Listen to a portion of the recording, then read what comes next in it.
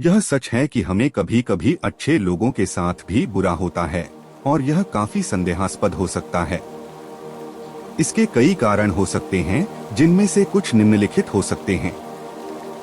अवस्थाएं और परिस्थितियां। कई बार हमारे चारों ओर के परिवेश में कुछ अच्छे लोगों के साथ बुरे समय का सामना करना पड़ सकता है। यदि कोई व्यक्ति अपनी अवस्था या कोई दुखद घटना के कारण तनाव या आक्रोश में हो, तो वह अपनी आपसी रिश्तेदारी में भी बुरे व्यवहार कर सकता है। अवस्थाएं और परिस्थितियां मनुष्य के जीवन में महत्वपूर्ण भूमिका निभाती हैं और हमारे साथ बुरा होने का कारण बन सकती हैं। यहाँ कुछ विस्तार से विवरण दिया गया है। आर्थिक अवस्थाएं। धन संबंधी समस्याएं और आर्थिक संकट हमें तनाव में डाल सकते हैं और हमारे रिश्तों पर असर डाल सकते हैं।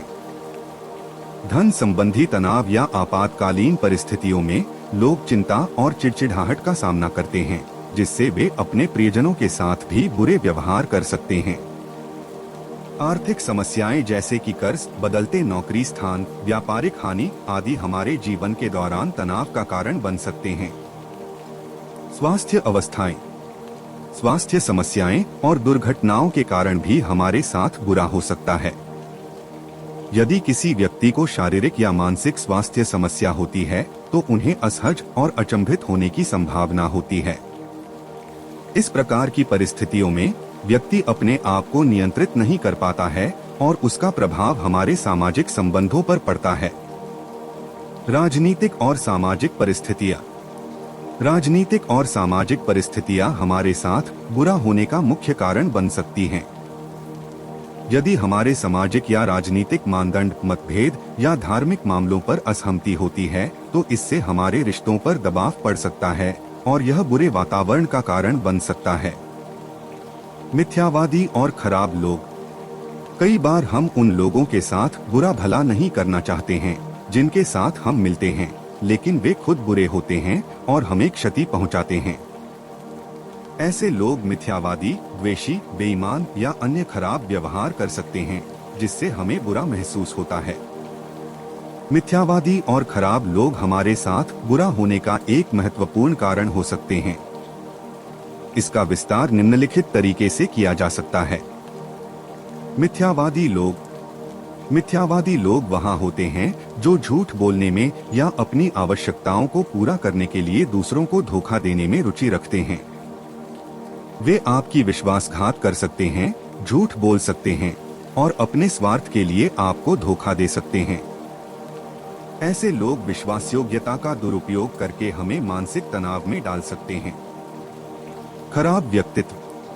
खराब लोग वे होते हैं जो अनैतिक या असभ्य व्यवहार करते हैं और दूसरों को हानि पहुंचाते हैं। वे द्वेषी, क्रूर, आक्रामक या अन्य खराब गुणों के साथ हो सकते हैं, जिससे हमें बुरा लगता है और हमें उनसे दूरी बनाने की जरूरत हो सकती है। ऐसे लोग अपने कार्यों और व्यवहार से हमारे जीवन की गुणवत्ता और खुशहाली को प्रभावित कर सकते हैं। आपातकालीन या अवैध गतिविधियां। कुछ लोग आपातकालीन या अवैध गतिविधियों में शामिल होते हैं, जैसे कि अपराध, चोरी, धोखाधड़ी या अन्य कानूनी उल्लंघन। ऐसे व्यक्तियों के साथ संबंध स्थापित करने पर हम खुद को नुकसान के रूप में पाएंगे और उनसे जुड़ी समस्याओं का सामना करना पड़ सकता है। इसके अलावा यदि हम इस तरह के व्यक्तियों की संगठनों या समूहों के सदस्य हैं, तो हमारी सामान्य प्रतिष्ठा और गैर आपातकालीनता पर नकारात्मक प्रभाव पड़ सकता है। इन सभी कारणों के कारण मिथ्यावादी और खराब लोग हमारे साथी लोगों के रूप में बुरा महसूस होने का कारण बन सकते हैं और हमारे सामाजिक, मानसिक और आर्थिक हित पर असर डाल सकते हैं। हालांकि हमें हमेशा ऐसे लोगों के साथ सतर्क रहना चाहिए और उचित निर्णय लेने की क्षमता विकसित करनी चाहिए। संयोग। कभी कभी यह भी होता है कि हम अच्छे लोगों के साथ बुरा महसूस करते हैं, क्योंकि हमारी विचारधारा, मूल्यों और समझ में अंतर हो सकता है। हम अलग अलग सोचने और कार्य करने के कारण उनके साथ विवादित स्थितियों में पड़ सकते हैं, जो बुरा महसूस कराता है। संयोग या संयोगित होना एक और कारण हो सकता है, जिसके कारण हमें अच्छे लोगों के साथ भी बुरा महसूस होता है। इसका विस्तार निम्नलिखित तरीके से किया जा सकता है। सामान्य विचारधारा के अंतर। हमारे चारों ओर के लोग अलग अलग सामान्य विचारधारा और मानवीय मूल्यों के साथ रह सकते हैं। इसके कारण हमारी दृष्टि, मूल्यांकन और धारणाएं भिन्न हो सकती हैं। यदि हम अपनी दृष्टि को लेकर असहमति में हैं और अपने विचारों को लेकर विवादित हैं, तो यह हमारे और अच्छे लोगों के बीच तनाव का कारण बन सकता है। सामरिक प्रतिस्पर्धा। कई बार हम उन लोगों के साथ एक साथ काम करने के लिए रखे जाते हैं जिनके साथ हम प्रतिस्पर्धा करते हैं। यह सामरिकता हमारे बीच संयोगिता को कम कर सकती है और हमें बुरा महसूस होने का कारण बना सकती है। स्थितियों में हमारी संयोगिता और सहयोग को प्रभावित करने के बजाय हमारी रिश्तेदारी में विपरीतता और आक्रोश उत्पन्न हो सकती है। व्यक्तिगत प्राथमिकताएं।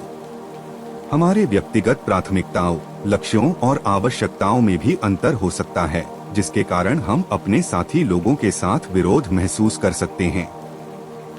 जब हम अपनी प्राथमिकताओं और अपेक्षाओं के लिए संघर्ष कर रहे होते हैं और यह हमारे साथी लोगों के अपेक्षित प्राथमिकताओं के खिलाफ होता है, तो इससे बुरे संयोगिता और असंगति की भावना उत्पन्न हो सकती है। व्यक्तिगत अन्याय। कई बार हमारे और अच्छे लोगों के बीच व्यक्तिगत अन्याय हो सकता है।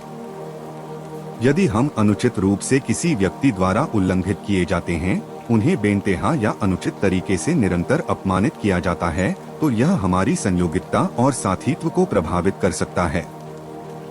व्यक्तिगत अन्याय के कारण हमारे साथी लोग हमें विश्वास नहीं कर सकते और व्यक्तिगत रिश्तों में तनाव उत्पन्न हो सकता है। इन सभी कारणों के कारण संयोग का महत्व हमारे व्यक्तिगत और सामाजिक जीवन पर पड़ सकता है और हमारी संयोगिता को प्रभावित कर सकता है। हालांकि हमें हमेशा यह याद रखना चाहिए कि संयोगिता में कुछ अंतर होना सामान्य है और हमें सभी विचारों और मान्यताओं का सम्मान करना चाहिए। इसके बावजूद हमें संयोगित और सहयोगपूर्ण माहौल बनाए रखने के लिए सतर्क रहना चाहिए और विचारधारा के अंतर को समझने का प्रयास करना चाहिए। इससे हम बुरे संयोगिता को रोक सकते हैं और सद्भाव और सहयोग के आधार पर अच्छे रिश्तों को संभाल सकते हैं। व्यक्तिगत मुद्दे। किसी विशेष मुद्दे पर भी हमारे अच्छे दोस्तों और परिवार के सदस्यों के साथ विचार विमर्श में विरोध हो सकता है।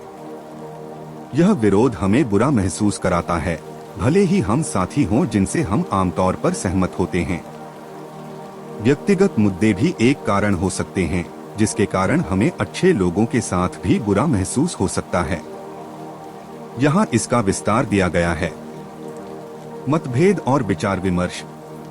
हमारे और अच्छे लोगों के बीच मतभेद और विचार विमर्श हो सकते हैं जो व्यक्तिगत मुद्दों पर आधारित होते हैं। यदि हम एक विषय पर अलग अलग धारणाएं रखते हैं और अपने मतों को जताने के लिए सक्रिय रहते हैं, तो यह मतभेद और विवाद का कारण बन सकता है। इस प्रकार के मुद्दों में हमारे और अच्छे लोगों के बीच तनाव उत्पन्न हो सकता है और यह हमारी संयोगिता को प्रभावित कर सकता है। स्वार्थपरता। कई बार हमारे व्यक्तिगत मुद्दों में स्वार्थपरता की उपस्थिति होती है, जिसके कारण हमें बुरा महसूस होता है। जब हम अपने ही लाभ या स्वार्थ की प्राथमिकताओं के लिए कार्रवाई करते हैं, तो यह दूसरे लोगों के साथीत्व और विश्वास को कम कर सकता है। स्वार्थपरता की वजह से हम अपने व्यक्तिगत मुद्दों को बढ़ावा देने के लिए सहयोग और संयोगिता को अनदेखा कर सकते हैं। संवेदनशीलता और आत्महिंसा। कई बार हमारे व्यक्तिगत मुद्दों में संवेदनशीलता और आत्महिंसा की उपस्थिति होती है। यदि हम अपने भावनात्मक स्वार्थ, क्रोध या विद्रोह के चलते दूसरों को अन्यायपूर्ण तरीके से क्षति पहुंचाते हैं, तो यह हमारी संयोगिता और सहयोग को प्रभावित कर सकता है। इस प्रकार की मुद्दों में हमारे साथी लोग हमारे खिलाफ रोष या नाराजगी का अनुभव कर सकते हैं, जो बुरे संयोगिता का कारण बनता है। संकटों और तनाव की स्थितियां। हमारे व्यक्तिगत मुद्दों के कारण हम अवसाद, तनाव या और मानसिक संकट का सामना कर सकते हैं। इस प्रकार की स्थितियों में हमारा व्यक्तिगत स्वास्थ्य और मनोवृत्ति प्रभावित होता है, जिससे हमारे साथी लोगों के साथ संयोगिता कम हो सकती है। संकटों और तनाव की वजह से हमारे साथी लोग हमारी विपरीत व्यवहार में बुरे संयोगिता और समर्थन की जगह उपेक्षा और नकारात्मकता का अनुभव कर सकते हैं। व्यक्तिगत मुद्दों के कारण हमारे साथी लोगों के साथ अच्छे संयोगिता का खोना हो सकता है और बुरे वातावरण का कारण बन सकता है। हमें अपने व्यक्तिगत मुद्दों को पहचानना, उन्हें समझना और संयोगित और सहयोगपूर्ण समाधान के लिए काम करना चाहिए। संयोगिता और संवाद का महत्वपूर्ण हिस्सा होता है जो हमें अच्छे और गहरे रिश्तों को निभाने में मदद करता है। ये केवल कुछ मुख्य कारण हैं और इसमें अन्य भी कारण शामिल हो सकते हैं। हमारे साथ बुरा होने का अनुभव करना निराशाजनक होता है, लेकिन हमें समझना चाहिए कि हर व्यक्ति अपने जीवन में कभी कभी अच्छे और बुरे दोनों के साथ सामर्थ्य रखता है। धन्यवाद।